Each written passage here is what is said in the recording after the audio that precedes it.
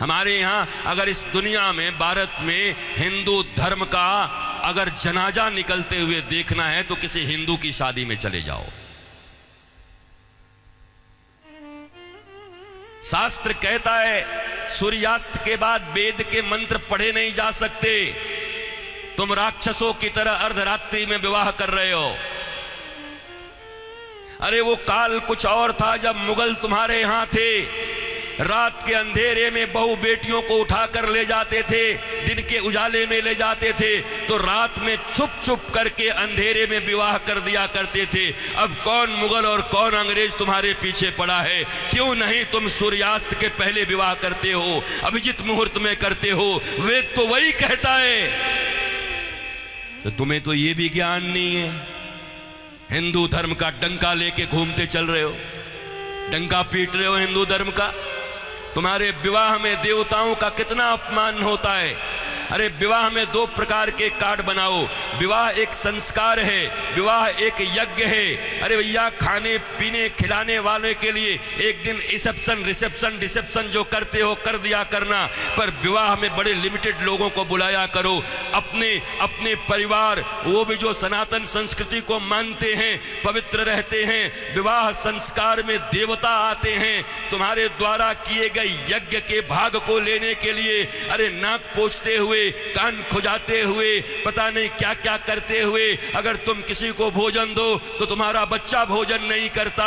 ऐसे ऐसे आंख करके बच्चे को दो। शी मम्मी, कितनी गंदी हो तुम। और देवता आते हैं तुम्हारे बेटे और बेटियों के विवाह में। वो एक यज्ञ होता है। कोई शराब पी के खड़ा होता है, कोई गांजा पी के खड़ा होता है, कोई गुटके खाए रहता है, चमड़े के बेल्ट पहने रहते हैं, जूते पहने रहते हैं। 3 घंटे तक दूल्हा उपवास नहीं रह सकता। कोई फूफा बन के पेप्सी ढकेल देता है, कोई जीजा बन के कोक ढकेल देता है। अरे आज 3 घंटे जो अपने सिया को, अपनी जानकी को पाने के लिए उपवास तक नहीं कर सकता, वो क्या पालेगा अपनी पत्नी को, धर्म पत्नी को?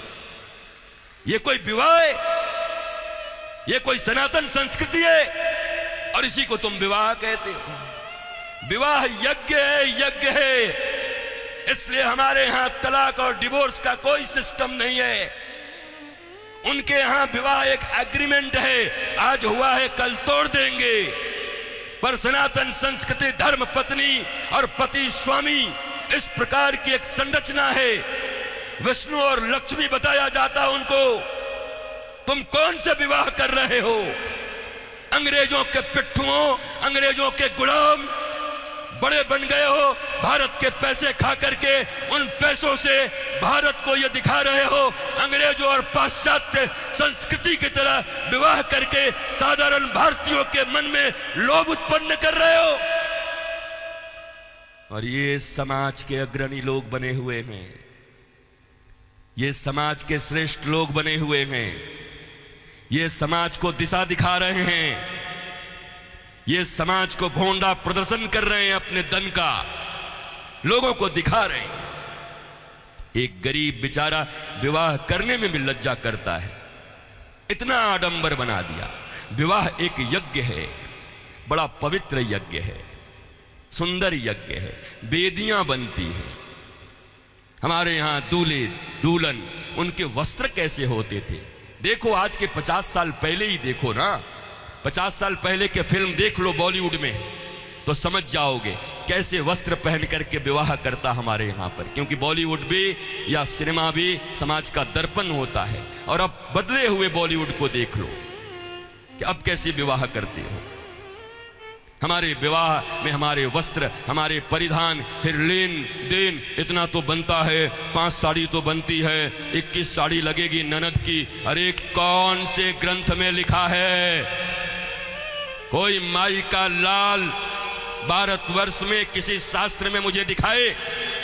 कहां लिखा है ये लेन देन? तुम्हारी बुढ़िया पुराण में होगा।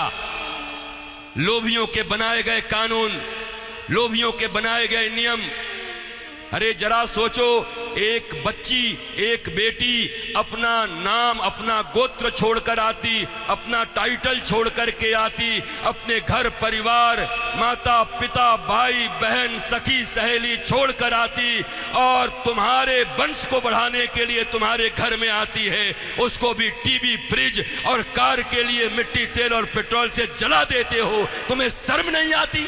भारतवर्ष में जन्म लेकर बैठे हो। तुम्हारी बाजुओं और भुजाओं में अगर शक्ति है तो अपने पैसे से कार खरीद लो, अपने पैसे से फ्रिज खरीद लो, क्योंकि छोटी छोटी बच्चियों के पिता तो बचपन से उसके लिए खिलौना खरीदते रहते हैं। जब छोटी रहती है 5 रुपए का, थोड़ी बड़ी हो जाती है थोड़ा और बड़ा, थोड़ी बड़ी हो गई साइकिल खरीद लिया, थोड़ी बड़ी हो गई स्कूटी खरीद दिया, और बड़ी हो गई अच्छे घर के हैं कार खरीद दिया 5 लाख का, और एक दिन फिर जा करके 5 करोड़ में एक गुड्डा खरीद के लाके दे दिया। तो खरीदे हुए सामान की जो इज्जत होती है वही दूल्हे की भी इज्जत होती है। दूल्हा बिकता है, बोलो खरीदोगे?